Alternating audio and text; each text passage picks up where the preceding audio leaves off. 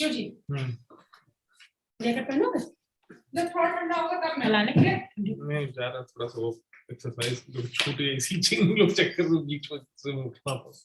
Okay, should we start now? Should we start? Is it going live?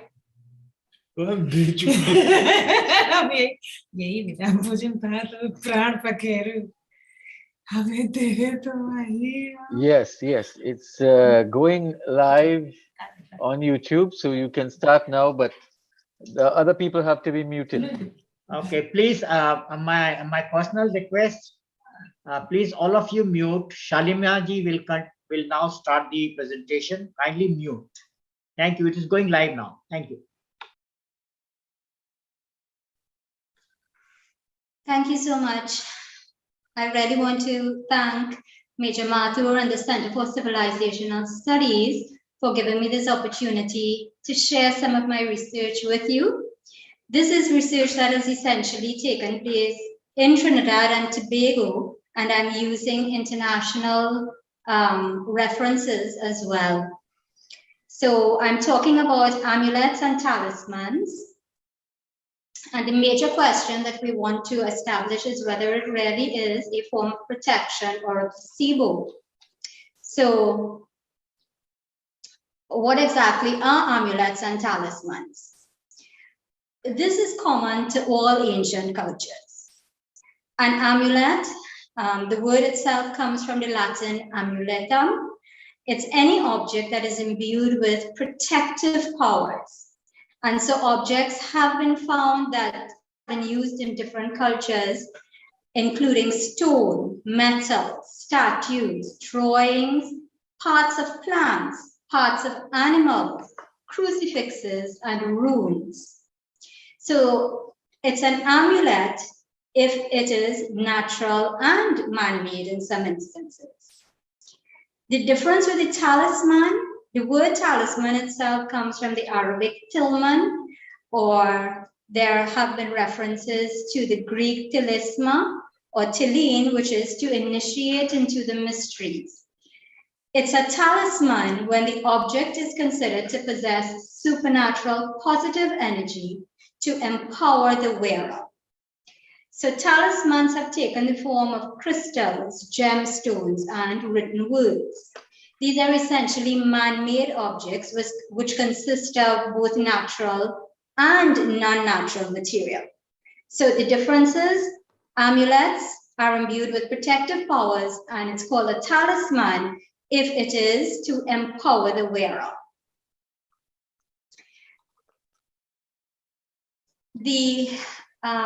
Some of us are familiar with LAPIS lazuli. It's this blue type of stone which is found in largest quantities in Afghanistan in a very remote area. And it was taken by merchant caravans to different cities around the world in the ancient world. So the Greeks would have it, India got it, Egyptians got it, Mesopotamians, and the Persians. And all of this happened through trade. Why is this stone so important?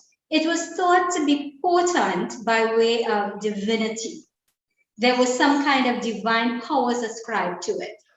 It was used mainly by royals, and one of the reasons is because it was thought to be a route to the afterlife.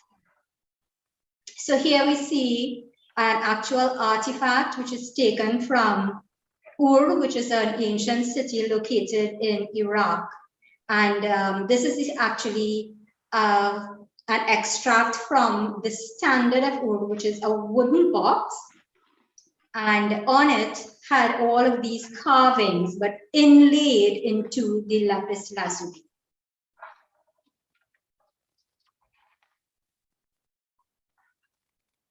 The ATHARVA VEDA also mentions amulets and talismans. One researcher found that it is rich in magical practice and charms for the treatment of diseases and for the expulsion of demons and deities who are believed to cause diseases. And a well-known plant the satavara, or in other places known as shatavari, is documented as one of those that is used in amulets, and it is really used to cure diseases of the lung system. Interestingly, in the ATHARVA VEDA, there is a number, about 20 or so different amulets with different recipes as to how to make them. So this one, Trisandya, is to be worn in the navel of a snataka. Am I pronouncing that right? I hope I'm pronouncing it correctly. It is made from the hairs of a lion, tiger, goat, or a ram, a bull, or a king, and pasted with lac and covered with gold. Generally, it can also be worn by a king because he wants to be endowed with luster. For the same purpose, another amulet is made from pieces of holy wood. And we have different parts of the ATHARVA VEDA in which recited when it is being made and whence it is being used. So they also include the 7 vital parts of a lion and a tiger. Now, in the African tradition, we find something similar. I'll read to you here an excerpt from a research that was done by Harper in 2004. She said, a 20th century warrior's shirt from Ghana is covered with such amulets, each sewn into a case and separately attached to garments. The great collector, Catherine White, described the contents of the packets in a similar shirt. It contained passages from the Quran, magic leopard's teeth, bells, a string heart, and a shriveled sheep's vitals. They say dressed in such, a Ghanaian can face a machine gun in total safety. Well, in Trinidad and Tobago, what we know as talismans come in the form of a tabij. These are common to both Muslims and Hindus in Trinidad and Tobago. And why I'm speaking specifically to Muslims and Hindus is because Trinidad and Tobago's population contains an almost equal number of Indians and Africans. But among the Indian population, you find that there are mainly Muslims and Hindus with a smaller percentage of Christians. It is only within the present time that the number of Christians among the Indian population has been increasing. But by and large, Hindus comprise the largest part of the Indian population. Now, as we go further, let me just share for those of you who may not be aware, from 1838, East Indians would have migrated to the Caribbean as indentured laborers. So this continued for a period of 72 years. In 1891, of the 45,800 Indians in Trinidad, 60% were Hindu and 13% were Muslim.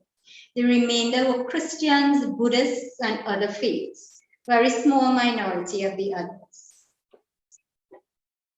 But why I'm mentioning this is because our tradition of the tabij would have come with the indentured immigrants and with enslaved Africans who preceded them in this part of the world. So we have Muslims generally will go to either a pundit or an imam or a Muslim spiritualist to have a tabij made. Hindus will go to a pundit, an imam, or Hindu or Muslim spiritualists in order to have a tabij made. So despite the fact that there are makers of tabij who are from specific religions in Trinidad and Tobago, it's not religious specific if you want to get some kind of protection by way of tabij.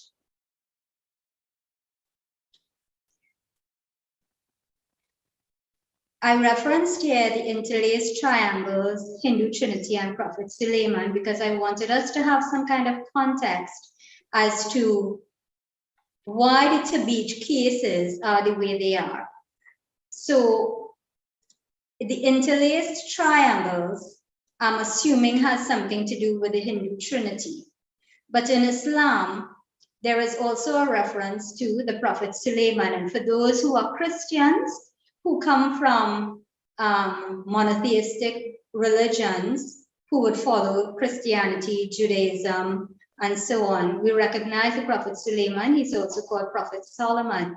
And there is a well-known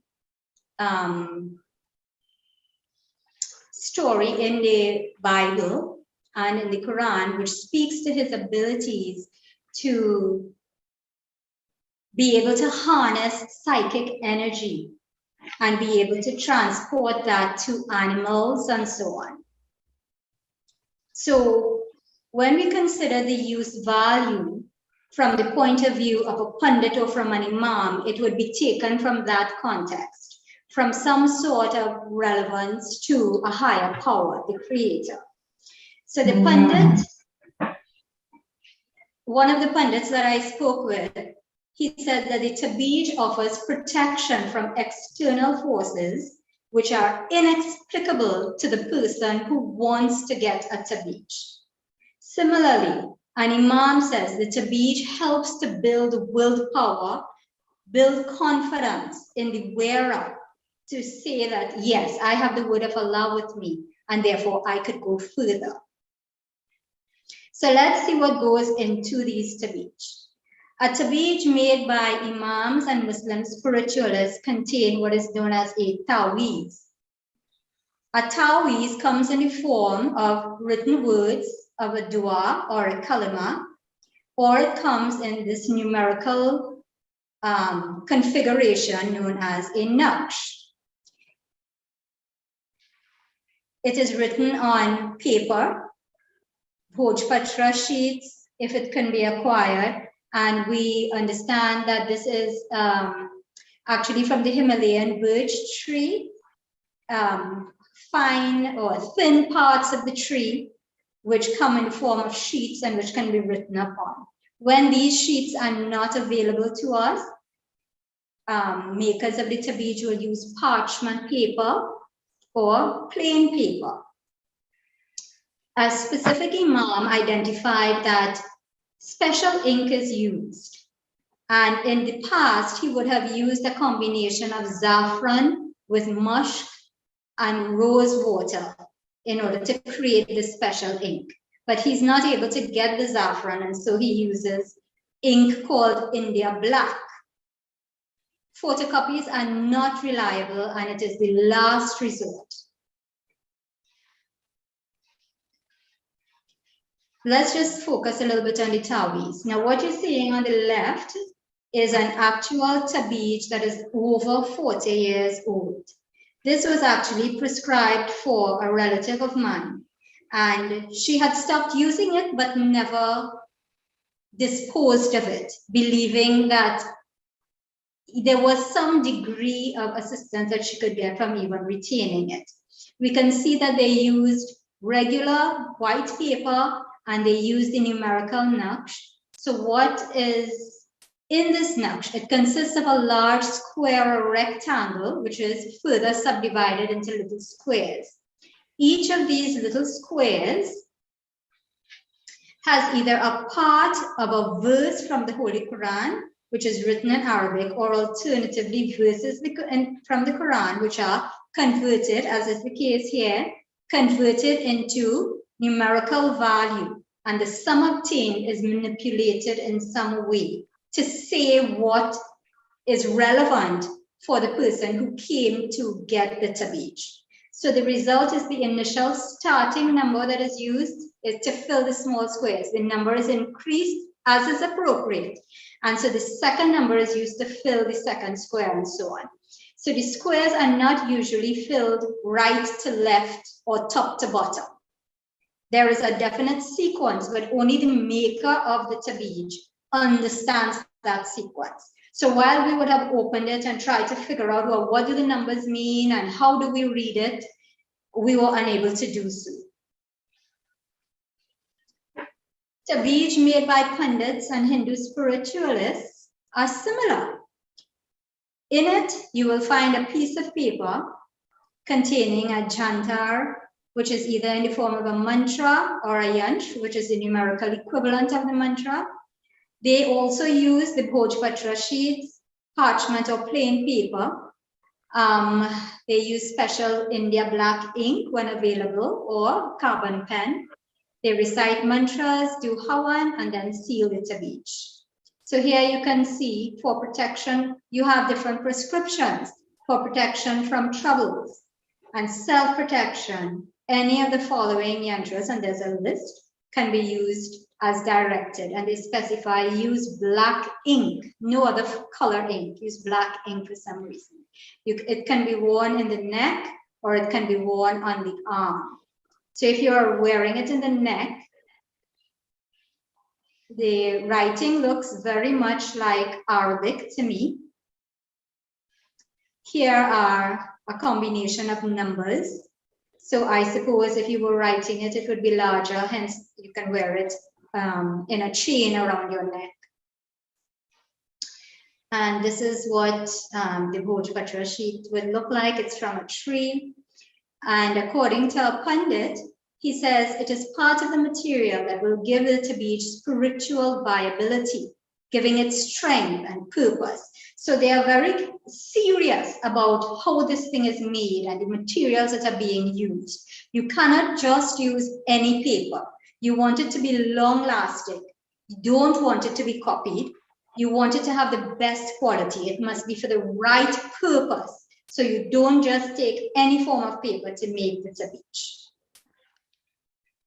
The Islamic process to making the tabij is very similar to what the Hindus do. They identify the person's problem. A person comes to them with some kind of a problem, they identify the problem. They match the client's symptoms in books. They will then jari the person. They write the taweez based on the severity. They will choose and they will write the taweez. They will roll it, put it into the case, close the case. And then in order to instill it with some kind of divine power, they will bless it. So they will recite a dua from the Quran, or they will recite a combination of duas over the tabij, smoke it with loban, and then give the tabij to the client. Hindus do the same thing basically. Identify the problem by checking the patra, the person's patra in a book. Based on the symptoms, they match it to the patra. They write the chantar, write the correct mantra or the chant for the problem. They roll it, put it into the case. Some of them put only the jantar into the case. Others will add hardi or clove or different kinds of seeds. And they will bless it, they will recite a mantra over it, perform hawan, seal it, and give the tabij to the client. Here is one of the books that one of the Pandits would have used. And I overlaid it with the Bhojpatra sheet. Notice he uses, it's this piece of brown, but he uses very small pieces of it in order to economize on it. When he does not have, he will use the parchment paper. And what he did was use a feather, or if the feather was well used, he would use part of a branch from the anar tree and dip it into ink in order to write the chantar. So he had his own book, which he would have taken down different yantras and different mantras that he would use for different purposes. So here are some tabij cases that are available in Trinidad and Tobago. And these are available widely at jewelry stores, puja stores, and so on. So in considering the extraordinary powers that these tabij might be vested with, a Pandit says, just like gem therapy and touch therapy, the energy of the individual is activated, causing a physiological and psychological change. eventually the individual is motivated to get back into some kind of activity, which is karma.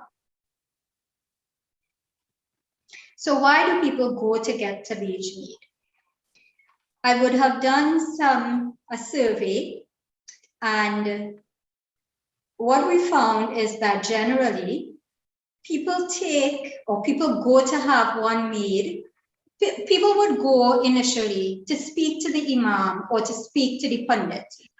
And the pundits and the imams, based on the problem that they come with and their level of understanding of Islam, the Quran, and Hinduism, the mantras and so on, their ability to recite the mantras themselves and understand what it means, then the pundits or the imams will prescribe a tabij as necessary. So people go when they have medical complications, which doctors cannot fix. Some people have financial problems, social issues, interpersonal issues, and even academic problems. And they feel that they can't get assistance from any other means, and so they go to their imams and their pundits. Many people also have problems with negativity and emotions. Some people present and they are told that there is a spiritual issue in the form of jinns. What we found is that normally there are many more many more females who present having issues. And when they do so, the imam or the pundit will create a tabij for them. Now, the tabij is just part of a process. It's not always that you go, you sit, you chat, explain the problem, and then they say, well, okay, you get a tabij and that's it. No, they will recommend puja. They will do certain puja for them and then give them the tabij. It's interesting that the imams and the pundits both held the same view, that the tabij is prescribed only when the individual themselves cannot pray or do not know how to pray or are in such a physical situation, maybe because of illness or their mental state or their emotional state, so that they are unable to really connect properly and to pray in order to get some kind of relief. So how did those people to whom the tabij was prescribed, how did they react? How did they feel after having used the tabij? One 35-year-old male that I spoke with, who was a bank clerk at the time and who's now an insurance agent, he says he thought the tabij has worked. Maybe not in the way that it's supposed to be some big protective thing, but I believe it helped me to get mind over matter. So he understood the tabij to be really of psychological assistance to him. There was a 25-year-old Muslim male who was an industrial technician. And his understanding was, by the permission of Allah, that tabij protects me from evil jinns because of the meaning of the Arabic verses that is written down and placed inside of that tabij. So his reliance was on the words of the Quran. So every human being, according to Imam, comes with a problem. And they rely most times on the enlightenment of spiritual leaders in order to be able to get some kind of relief. And this type of behavior, both by those who went to deal with their problems as well as those who made the tabij for them, is based in part on the collectivistic cultural heritage of India. At least that is for the Indians to whom it was prescribed. Now, the people that I would have spoken with who make the tabij were all pundits and imams, Muslim spiritualists, Hindu spiritualists of East Indian descent. And the people who I would have spoken to who would have gone to them for the tabij or who wear the tabij were all of East Indian descent as well. That is not to say that we do not have people of African descent who don't wear it. Indeed, the pundits in particular mentioned that, okay, so there are a larger number of pundits because of our population. Again, there are many more Hindus among the Indian population. We had many more pundits saying they make tabij, and that's who I would have spoken with. So fewer imams, very few imams make it, and there's a reason for that having to do with Islam that I will explain. But many pundits make the tabij, and they have indeed confirmed that there are many people of African descent who come to them for assistance as well, and who do indeed take the tabij. So part of the culture, the collectivist culture of India, as well as of Africa, says that the relationship with others is what is most important. It's very different from, for instance, European and American cultures, where it's more individualistic. What is important is the relationship among members of the family and the social group to which one belongs. So tradition is valued highly, and this is one of the reasons why it is so easy for a tabij to be accepted. The self is defined really by the social role that one fulfills, whether it is in the family or the social group. So when someone has a problem and they can't seem to find a way to resolve it, they seek to reduce the stress without disrupting group harmony, whether that group is the family group, the extended family group, or the group in the workplace. So what happens is that the spiritual leader is sought after to give them some kind of a coping strategy. They are looking for support without being seen as being weak. So what they want to do is to treat with a problem, but they don't want to end up in a hospital, for instance, because then everybody knows, oh, you have a problem, there's something going on with you. But if you go to a spiritual leader, it is really a very covert thing. It is still held very quietly.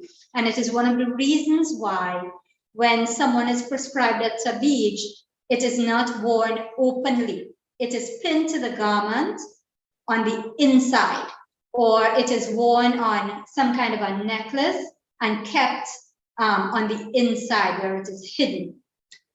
So what the person is trying to do is to avoid the burdens of the problems. So they want to suppress the problem.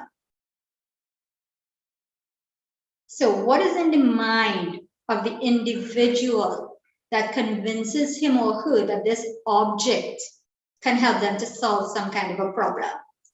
According to a pundit, he says, when I tell people to recite a certain mantra X number of times, they forget which mantra, or they forget to say it all together.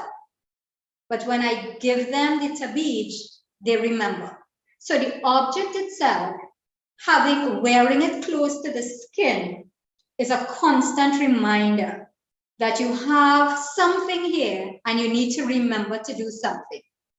So if you know how to recite the mantra, and the same would go for an imam, a specific imam that I spoke to, he says, sometimes people who do not know how to read Arabic, so they can't read the Quran for themselves, or they do not know how to recite the quls, or they don't know how to recite a dua, he will prescribe the tabij for them, and having them wear it, then they feel that they have some kind of power. So having the object makes them focus on the meaning behind it.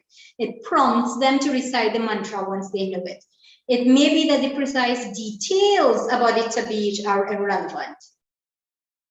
The user then is comforted by an abstract representation of the meaning that the object, that is the connection to a higher power, which is believed to be some form of protection from evil and the force which determines bad or good outcomes. Are there psychological implications to this? Well, yes, even the imams and the pundits know it, and so do most wearers of the tabij. Analytical psychologist Carl Jung says it this way: by being charged with emotion, an object gains psychic energy. It becomes dynamic, he says.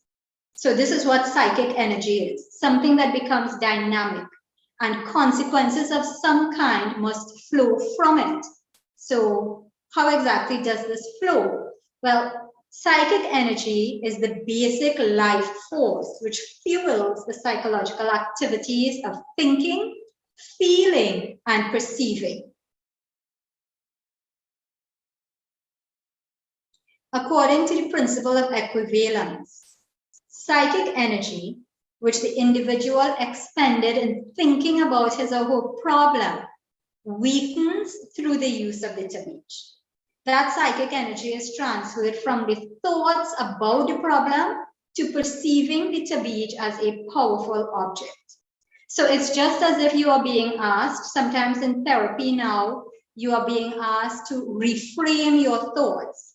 Some people are able to reframe their thoughts on their own. Some are not. And so the object itself, this tabij, helps them to be able to change their thought process. So instead of dwelling on the problem all the time, you feel, okay, there is something I have here that is of assistance to me. So as psychic energy is increasingly invested in the tabij rather than the problem, you have the result that the person is better able to cope with life stresses by having the tabij.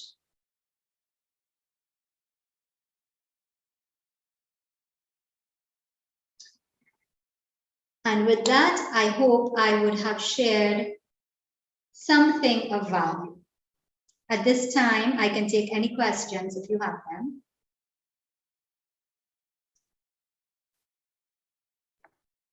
That was wonderful lecture. Very good presentation. I think all of us know we have faced this in our life, and most of us do have it. Even I have it with me. It's not a tabij, but I certainly use a black string given by a pandit in a temple. I also wear a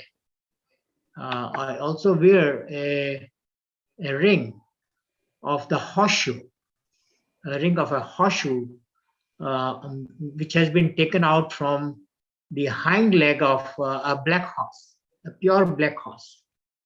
So such things are very much prevalent in India. And I'm sure people, yes. Major Mathur, the horseshoe, you said it's on a ring? Yes, the ring has been made from a horseshoe. And the horseshoe has been taken out from a black horse, pure black horse. So I've been wearing it for the last 40 years. If you can stop your PPT, I think we can see you also. And any more questions, please go ahead. It was a wonderful lecture. I highly appreciate it. And I think people will have many questions. So please go ahead. Anybody has a question, please go ahead. Yes, Shalima Muhammad. Yes, Ijaz. I am from India, Ijaz Hussain. Yes. We can hear you clearly. Yes, thank you very much. The lecture is excellent and very informative. My wife is also sitting beside me and she is also listening. Lovely. Can I see her? Yes, you can see her. But anyway. You can. Oh, assalamu alaikum. How are you? Lovely to see you. Yes, she thought that it's very interesting and she told me that she will listen. I said, no problem, you come. Anyway, what I actually have just one or two comments. One is that this practice still continues everywhere, particularly in India or South Asia. It is continuing Bangladesh, Pakistan also, and other countries also, and Trinidad, Tobago also. But one regarding the Naksh, you have referred to the Naksh. Okay. And such type of Naksh are very much used in India, particularly by the businessmen or shopkeepers.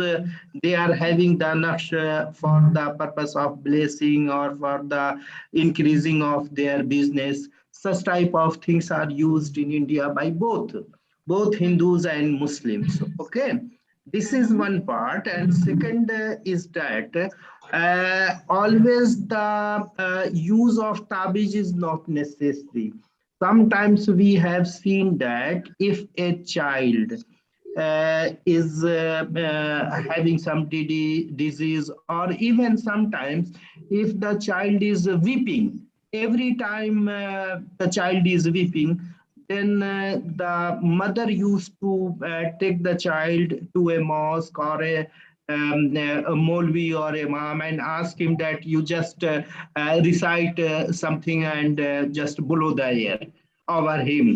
This is also a way of the psychological, I mean, treatment.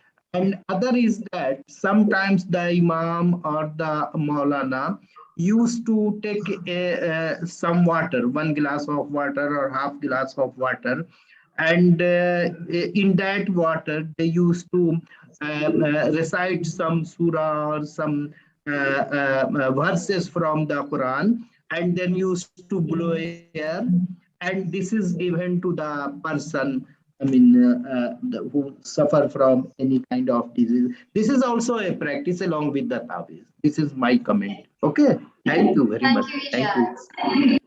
So what I will add to that is that, as you know, among the Muslim population in Trinidad and Tobago, the Sunni Muslim population in particular, Yes. the wearing of the tabeej and so on is frowned upon. And I think one of the main reasons is because they would prefer that people learn how to recite the surahs themselves. Yes. So if you feel that you can depend on this object, no, take it away, go learn how to read, go to maktab class, learn how to read, learn how to be able to protect yourself from the words. So ultimately, it is the reliance on a higher power that everyone is seeking because they can't cope with their own problems. So however they get that assistance, Muslims would prefer, especially as it's pushed from Saudi Arabia, learn the Quran, learn the Quran, learn how to read namaz. And that is what they hope will assist. But it's not, take for instance now with the pandemic, it's very difficult to host maktab classes in the way that people used to. It's very difficult for people to be able to go to the Pandit as well. So what will happen in this situation? You can't go to visit your Pandit, you can't go to visit your Imam or anything, and any object that they have to give you with all the COVID-19 protocols in place, even taking these objects might be a bit of a problem. You could be transferring COVID-19 through the object. I mean, it's highly improbable, but some people might consider that that is, if you go to the medical fraternity, they might consider that it might be a way to transfer COVID-19. So what do?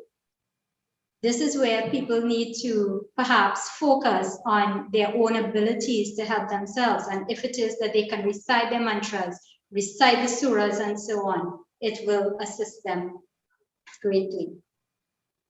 Are there any other questions?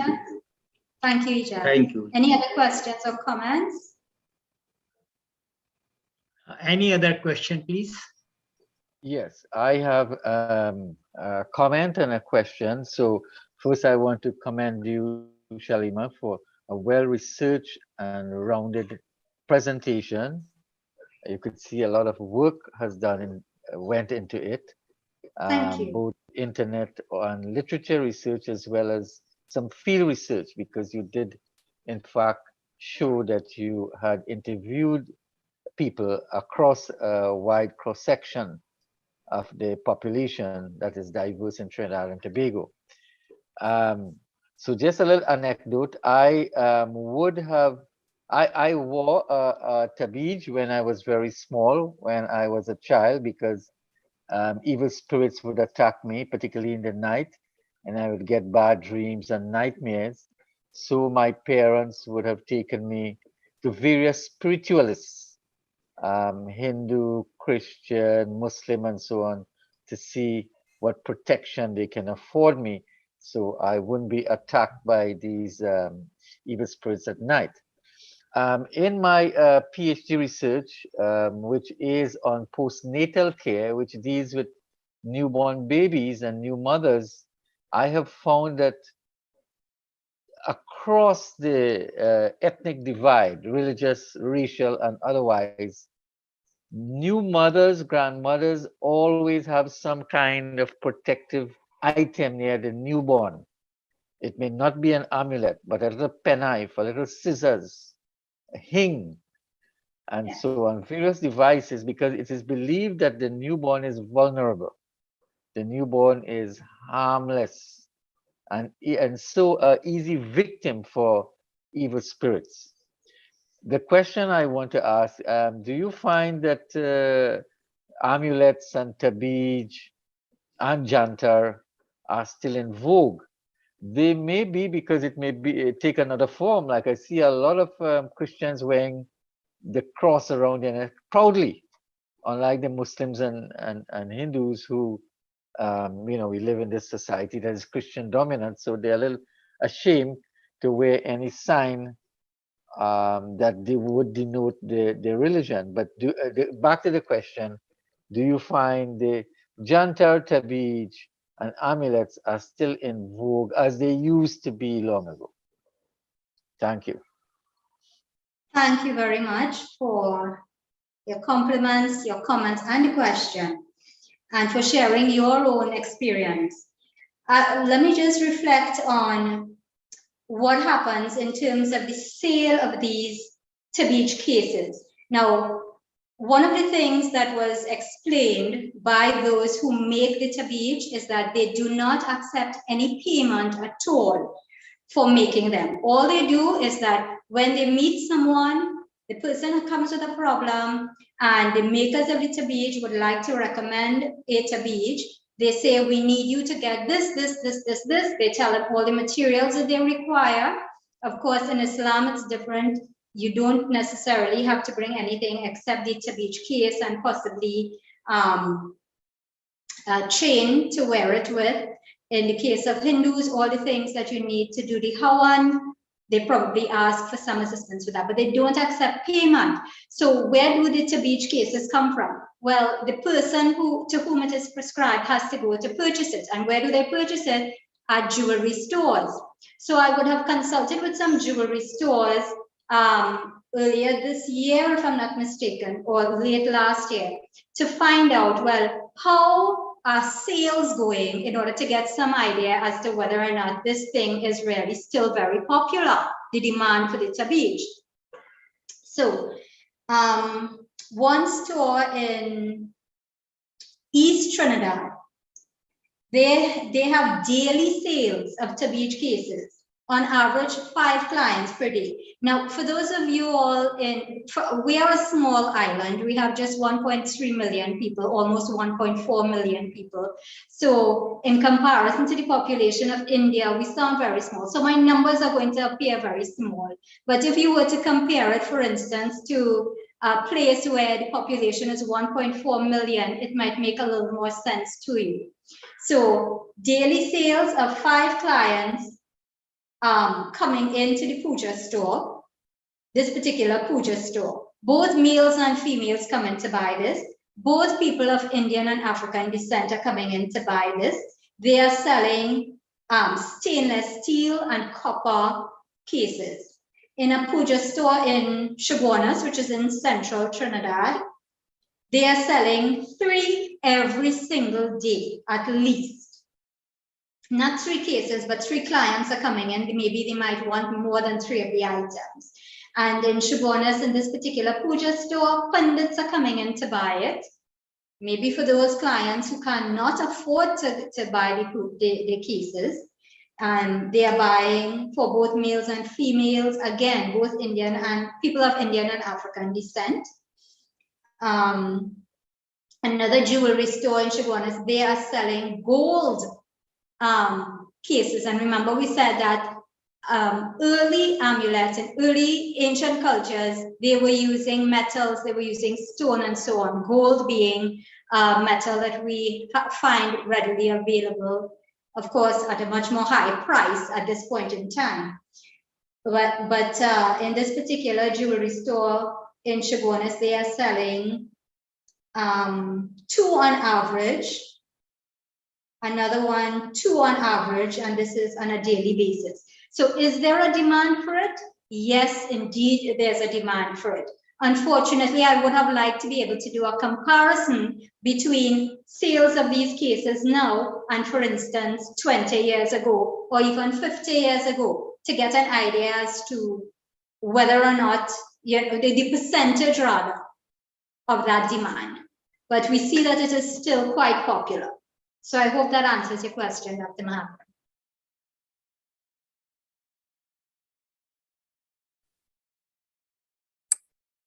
So, okay, thank you very much. Any more questions? Okay, Nairaji, go ahead, please. Ask the question. yes, good evening, everybody. Shalima, thank you for this very interesting presentation.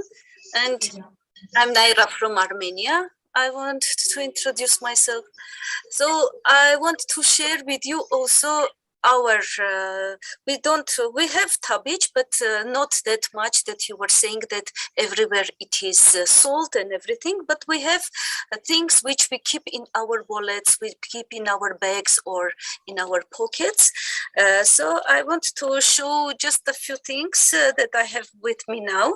So this is this type of, maybe you can see or not, the symbols. This is a protection talisman, we can say, which we put in our bag. And this is done on metal or on leather.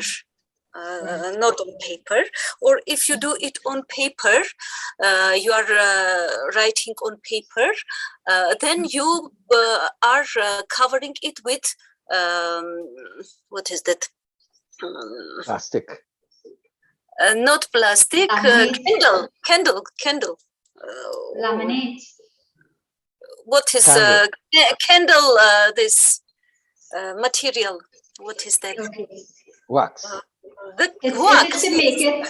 Yes. Wax. Wax. Okay. Then this also, this type of thing we have. This we hang at home with these different figures on it, again for protection. And these things also are for protection because they all the time move because of the wind. And they're protecting, yes, from evil forces.